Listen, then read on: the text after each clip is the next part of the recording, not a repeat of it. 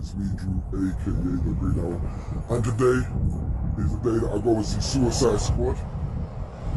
I swerved all the reviews on it and everything because like it's been getting some like negative like reviews. So I didn't really want to like watch the reviews and be influenced. So I'm gonna go watch it myself. I believe we're watching it in 3D. Yeah, watching it in 3D. So that should be pretty cool. And yeah, I'm hoping it's going to be good because obviously it's rated. So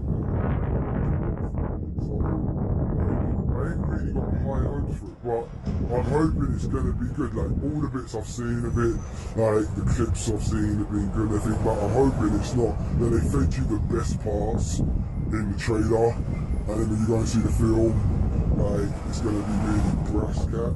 So I'm hoping it's going to be really good.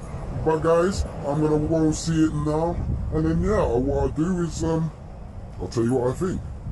Boom.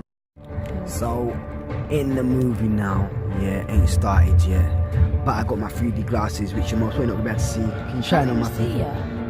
No, they can't see me. But they can flash. They can. I can't. I've got no flash, man. You give me a flash on your phone, innit? Like, see, bad lighting woman here. You get me? Supposed to have a lighting woman, and like she's not even lighting me. She can't see me.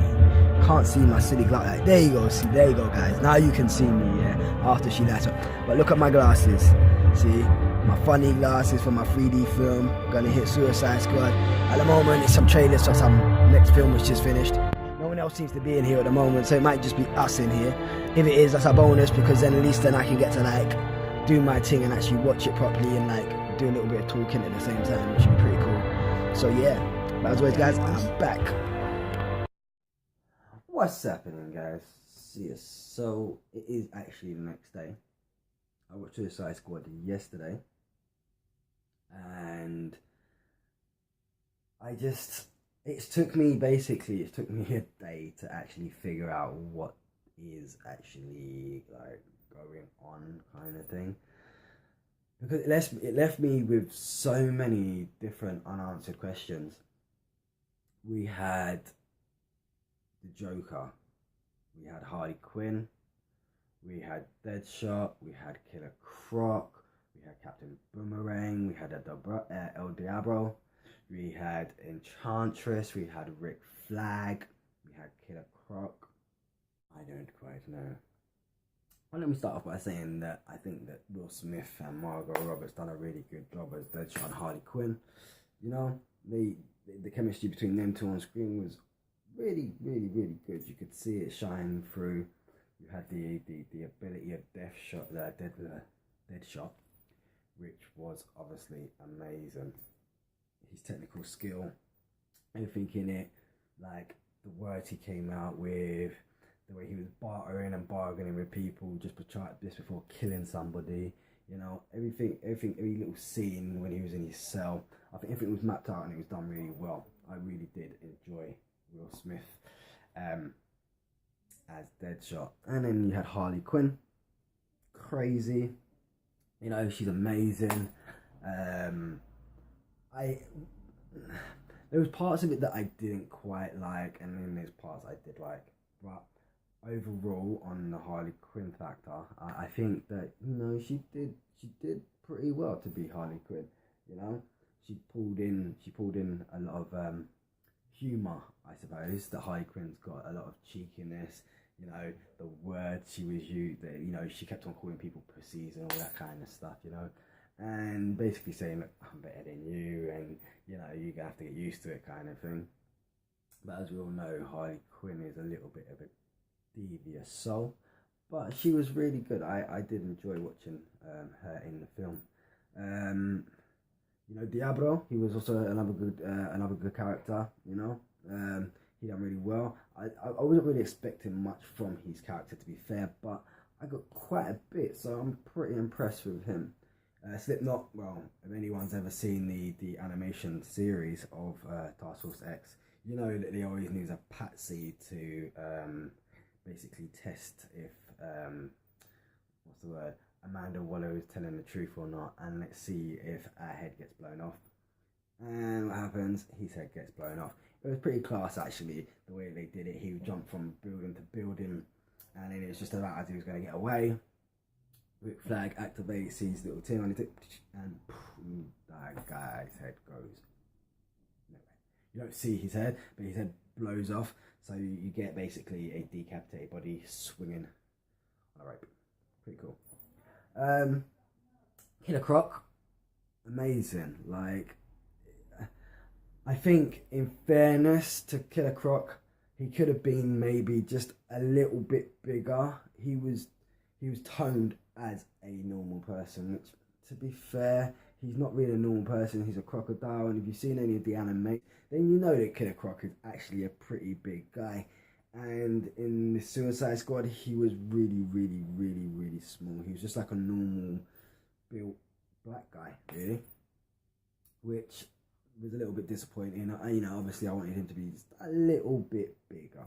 Enchantress was alright, okay? I'll give it to you. Enchantress, she was alright. Like, the character, her being the main villain with her brother, like, it, to me, didn't feel quite right. It just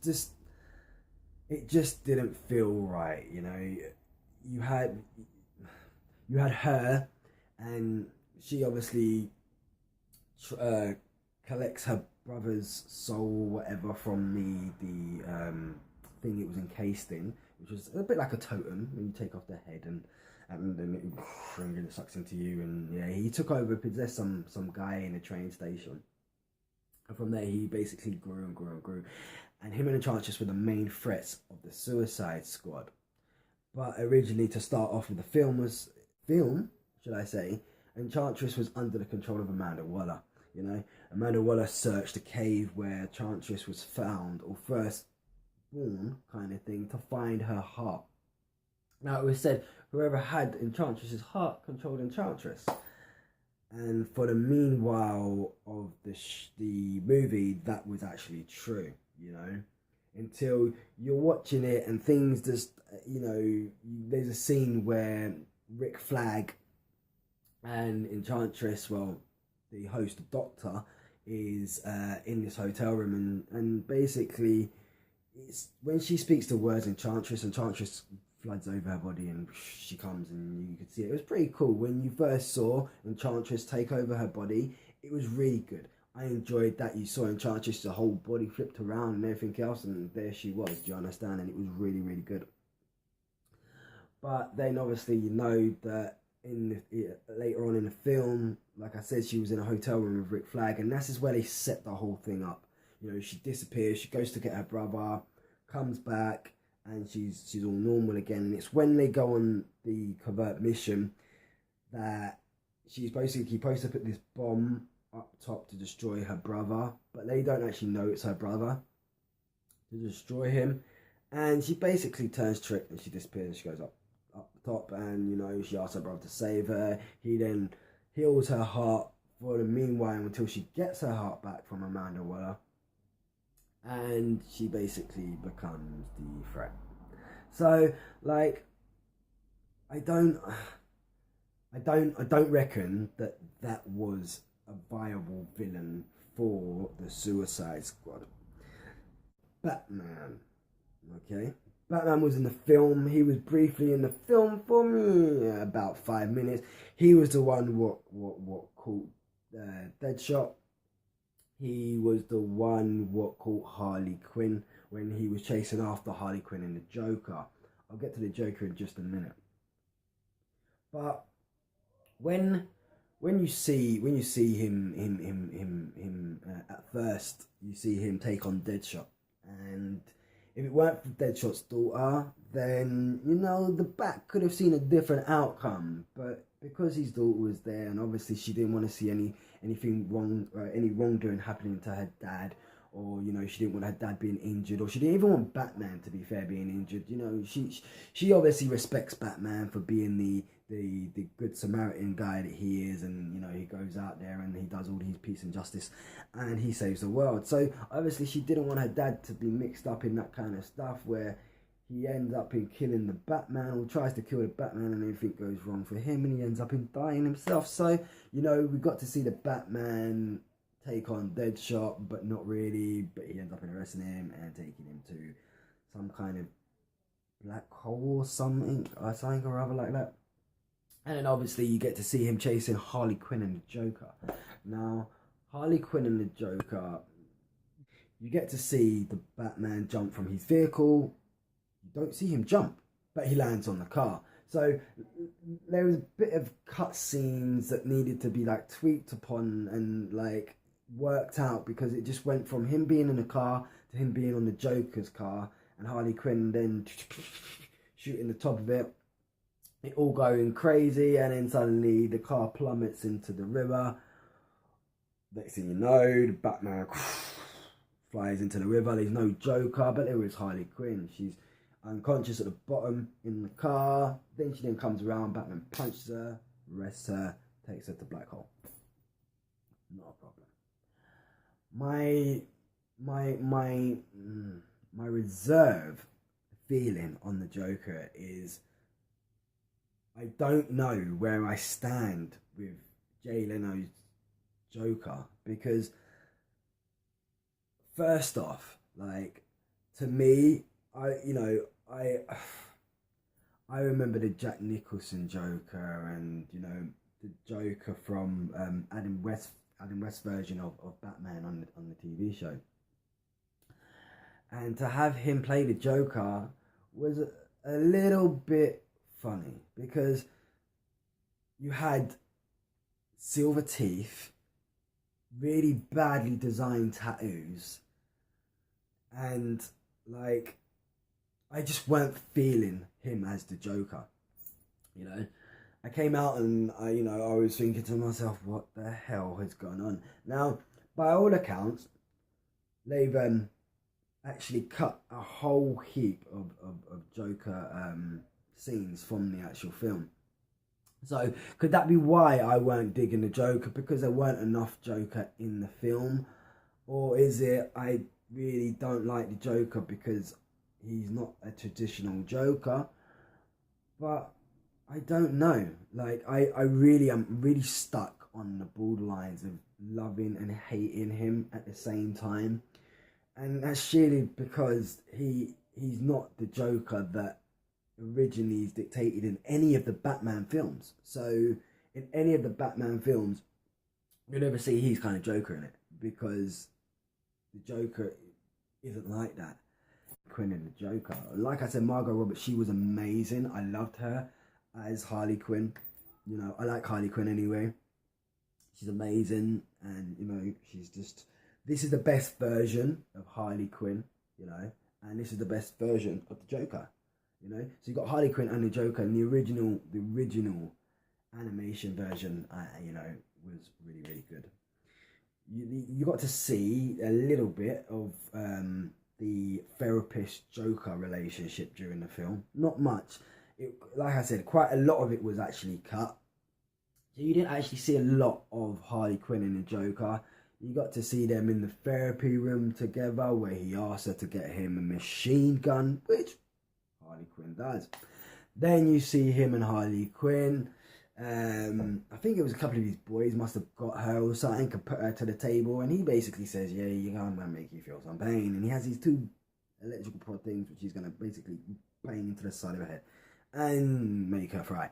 But you don't actually see that. You see him put something in her mouth, and then you see it cut.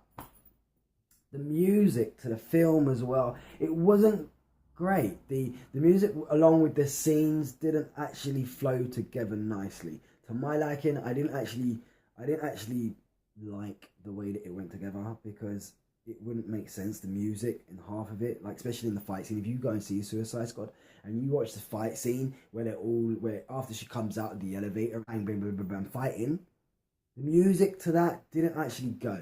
You know, it was like someone was bored and just wanted to get home and was just like, yeah, fuck it, we're going to slip that in there, and that's perfect. And that is exactly what I'm going to do. That's exactly how I'm going to have it. And I'm not really going to care about what people think about it.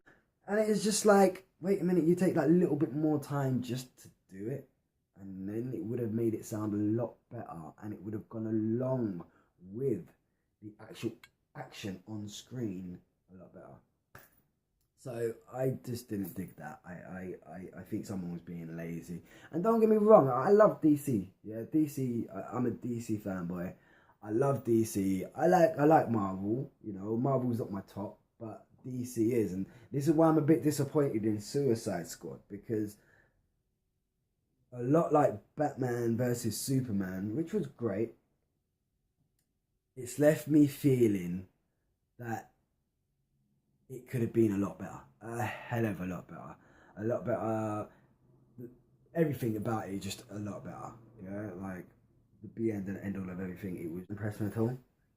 So we had, for instance, okay, I tell you who impressed me in this movie: Will Smith as Deadshot. You know, he impressed me. I think any film Will Smith actually puts his hands to, he can actually make really good.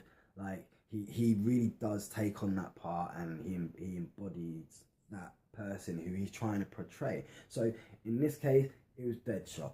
You had the banter from Will Smith, which everyone knows and loves. You know, like from his Wild West and from Men in Black, Pursuit of Happiness.